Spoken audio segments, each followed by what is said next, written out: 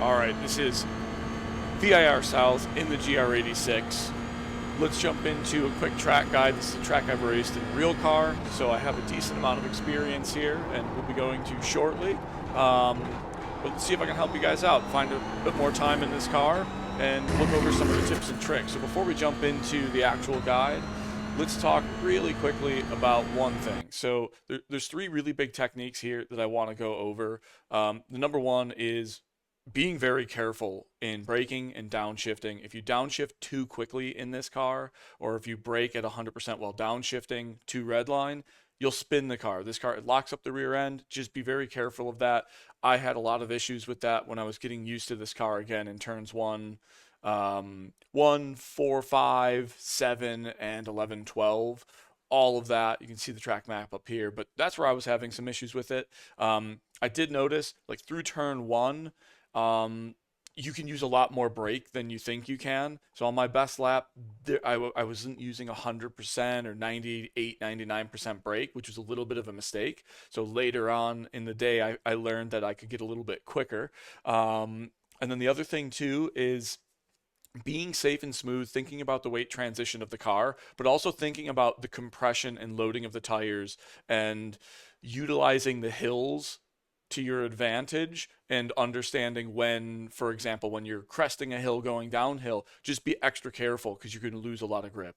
So let's jump into this. Let's take a look at this track.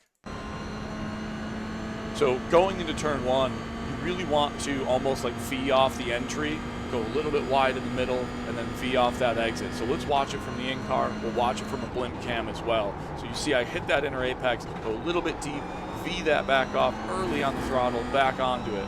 So one thing that I will say, taking a look back at the telemetry through this corner, it would be ideal to use more brake than I did. So I peaked at about 90%. You can peak at 98, 99%.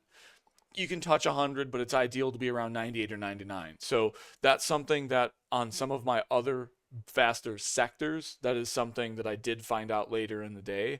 But let's take a look at the blimp just so you can see from an exterior camera. So you're using all of that road right from the grass, hit that inner clip, wash a little bit wide, and then hit the apex on exit all the way out to the curb. So that's what you really want to do in that corner. What you can do relative to what I did there is brake a little bit deeper, brake a little bit harder. Don't be afraid to get into the ABS, but again, just be very cautious on your downshift. Downshift a little bit later than you think while just mashing that brake, and you'll probably have some success through there. So going into this is the spiral section. So in iRacing 4, 5, 6, 7. So what I will say is look at the elevation here. So you're going downhill and then you're kind of compressing the tires, the suspension, into an uphill. So you can brake very hard, but as you crest that hill, you're going to have a high brake force and it's going to fall off very quickly. And through this whole section, through turn 4, you have to hit the marks, hit your curbs. You can use a little bit of the grass. Just my recommendation is to be very cautious through this part. Do not have way too much braking through a lot of this. A lot of trail brake can cause you to spin through this. Also worth considering, think about this during a race. You cannot really pass here. If somebody's going up the inside or around the outside, they're going to run out of road. So you can afford to be safe here if you're defending and then push in other places on this track. So going into this, you can see pretty heavy, so like over 70% brake. And as we move forward, you can see your inside curb here. This is what you're aiming for. And this was, while I was getting used to this car on track again, this was kind of the hard part because you're kind of a little bit wandering over to the right. You're missing your marks. It's a blind corner. So what I recommend is taking this a little bit slowly until you get the right line and then start adding speed, carrying speed, add more trail braking. But what I will say, you can see here very quickly, it's kind of a spiky brake trace right back down to a light trail. So we hit that inside curb, hit this inside curve, use a little bit of that grass, brake early here. You brake very early here to get very, very quickly back on throttle on exit.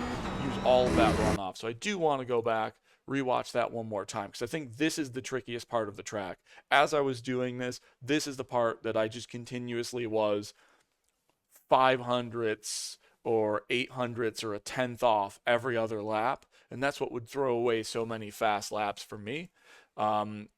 So let's take a look from the chopper camera. So you're using all of your road on the outside there, opening the corner up as much as possible. We're tackling this curb as much as we can. I mean, if we take a look at the rear chase, we're one tire in the grass with that front tire, and that's okay. That's the quick way to do it.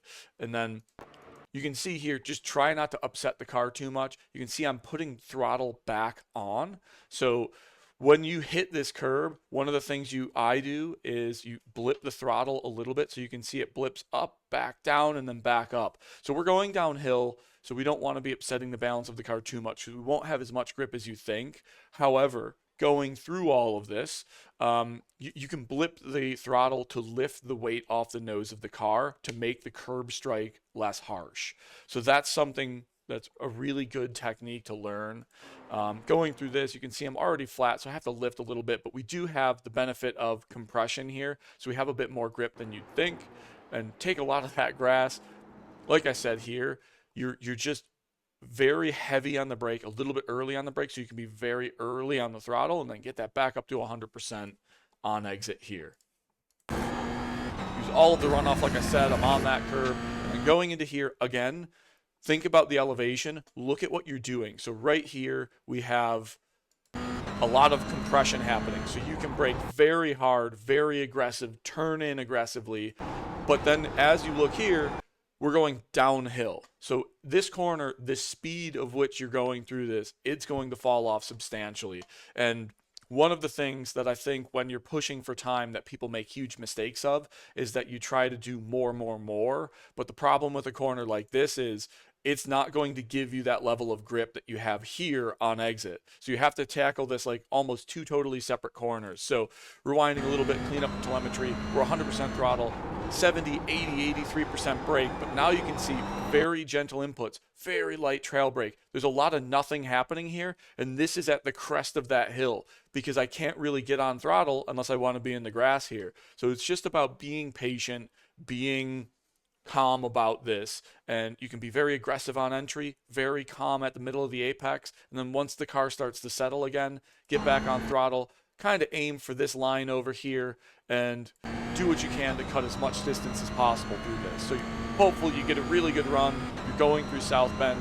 Unlike if you're doing VIR full, we are going to be taking this at maybe 5, 10, 15 miles an hour slower. So going into Oak Tree, your markers are going to be a little bit different if you're used to doing VIR full, and the reason for that is you're just simply going a lot slower. Usually you're in turn 10, you're at 100, 102. Now we're at 103 at the 3 board. So going into this, normally you'd probably brake around the 2 or 1.5. For this, I think typically I'm braking a little bit past the 1, and very similar to T1. You can actually see here, you look at this corner, 11, 12, and 1. They're pretty similar, except this one's elongated to the right.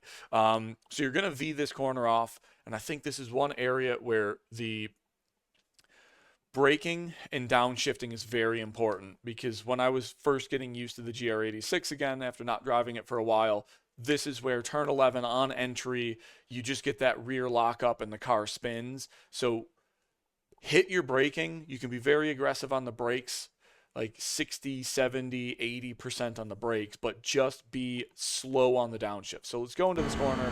We're going to V this off, hit this inner apex, but now I'm pointing straight, even counter steering, because you could see I downshifted a little bit too early and it kicked the rear out with a lock. So that's something to avoid. This wasn't the smoothest run through here because of that. Now you can use a little bit more of this road, kind of get a little bit further out. But the most important thing is you really don't want to bounce this exit curb too much. So you can see I'm hitting this the gray curb on the bottom. So that's really what you want to hit. You want to run over that gray curb a little bit closer. But this is a very good exit for me. So I'll rewind. We'll show the whole thing. I do want to use all the exit runoff on exit there. So let's just watch this full speed. Going through. Heavy on the brakes. Start to trail.